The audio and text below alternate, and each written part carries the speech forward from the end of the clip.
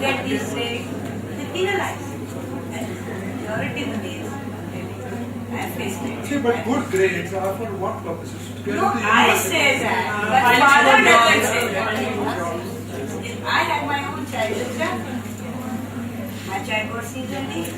I didn't say anything. Father said, get out. I spent so much money on it. Whatever. For example, so I mean, what to tell that? I did.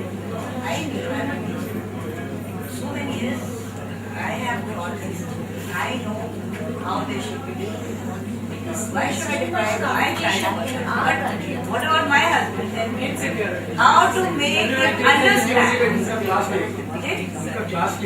आपके पास education यही हो सकता है. No, but this is a big bogey about this qualification. I think it's another one of the things that's going to the past. The scenario is very different in our country. As she said, she was talking about some universities abroad where their students were leaving the university, and those students who failed, or you can call that failure, were again readmitted or given admission over there. But in Pakistan, it's totally different. There are a number of private institutions being opened where each and every year it's filled totally filled with students, and with a lot of competition. If I get this assurance that if my daughter is attaining C or D grade, she might get admission in any institution, then fine. So, but this is no. I need to say that but then grade counseling, like A plus or A1 you get the admission. If you give this assurance that okay, no matter if you are interested in studying engineering whatsoever, or in commerce or IT or whatever, even if you are taking COD grade, it's fine. So, but this is not the scenario. No, if you are bringing A plus or A, you are getting admission. This is what I know that's the merit list. This is survival of the fittest. Strange For thing that, is we have that to a lot that of you understand. A lot of colleges in the US rejected the SAT testing, by the way. A lot of them rejected SAT testing, and they don't do it. But funnily, in Pakistan, we admire anything that's happening anywhere in the world. So they started accepting, and now I have heard serious people talking about, we brought this testing here, and we are talking to the government about it.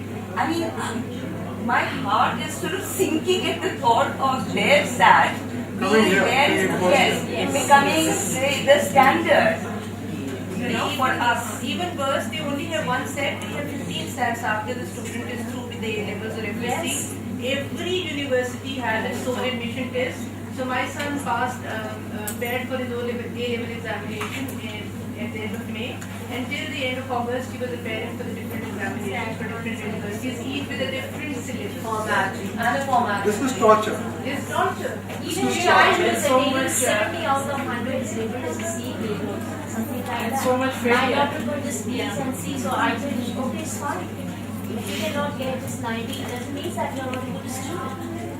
Studying for myself was totally different. I was pressurized when I was a student. I desperately wanted to become a lawyer, but my parents' pressure was there that you need to be a doctor. And fortunately, I couldn't be a doctor because I was a chemist.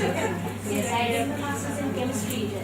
But when it was a time for my daughter to select a subject, I just left him at her own choice, and she's very happy for that. And I think changes will come. As parents, Claude, 80% of the teachers, I mean, I'm just wondering why we acted so today good, because when Carson was announcing the results of the questions that were asked, 80% of the teachers of Beaconhouse said that creativity is killed at school.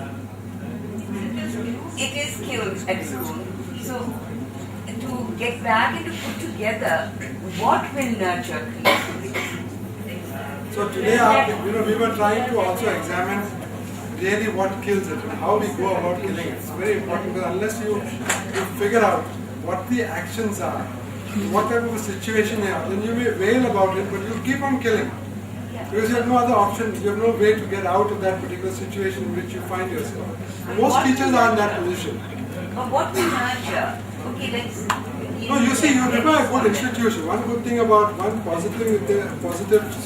about this situation is you have an institution at least that's positively inclined and open. That's one thing. Eventually you can insist or force them to take the rhetoric right to where what it actually means. And being in a big institution like Beaconhouse is giving you a good amount of support among colleagues. Then the issue comes about standards.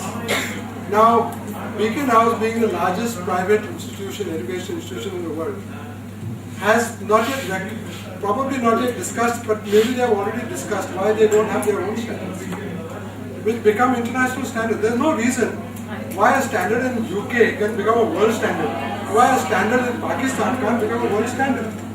There's no reason technically why it can't be done.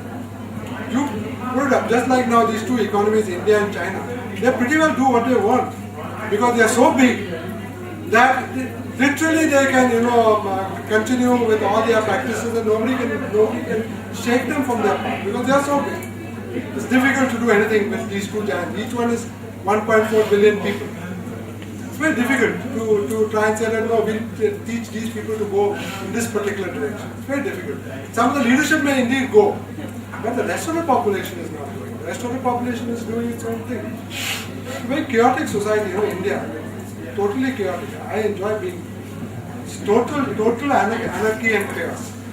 But it means that there are million different types of destinies in place of share one destiny of people who want to become professionalized, get employed in the corporate sector, get involved in this corporate mega machine, sell some goods, get a good package and retire. That doesn't appeal to normal people. I mean, unless you're really ingrained in that system all your life, it doesn't really attract you at all. So I find great hope in this discussion, and I'm thankful that you people see, it's afternoon, we had a very good meal. Yet none of you went to sleep. That's a good indication.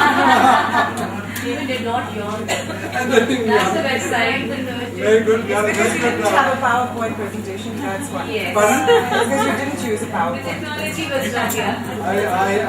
I do all sorts of things. I prepared some PowerPoint, some photographs. No text. I don't believe in text. I'm an enemy of text most of the time. Because I think really text comes between. And text is always second hand. It's never first hand. It's always second hand. Somebody else writing about what he wants to write. I think we have to close up, but... The last thing. There's something that I wanted to share with you while taking up this topic, nurturing creativity. This is something that a poem which I could not name. Would you mind if I share it? Take two. You're not quoting something. It is. I object to quotes. It's a poem which I You could should not quote name. yourself. May I? Is it a whitey or is it a brownie? It is a blend. Let's hear it. Okay. If it's bad, we'll penalize you. Using good pedagogy. Listen, teacher, listen to me. Don't look away. See my eyes, they hold messages that can make you understand me. Hold my hand and your heart will warm towards me. Let me dance and sing you my own songs which you don't know. And you might smile as you have never smiled before. Hear me tell you a story of my ancient past. And then, maybe, you can see another person. That's a good one. That's a good one. We'll give you Say a hand. it. So tomorrow we have, I presume many of you may come tomorrow. Maybe we won't visit workshops. Because tomorrow we are going to deal more with very practical ways of within the school system. So thank you very much once again.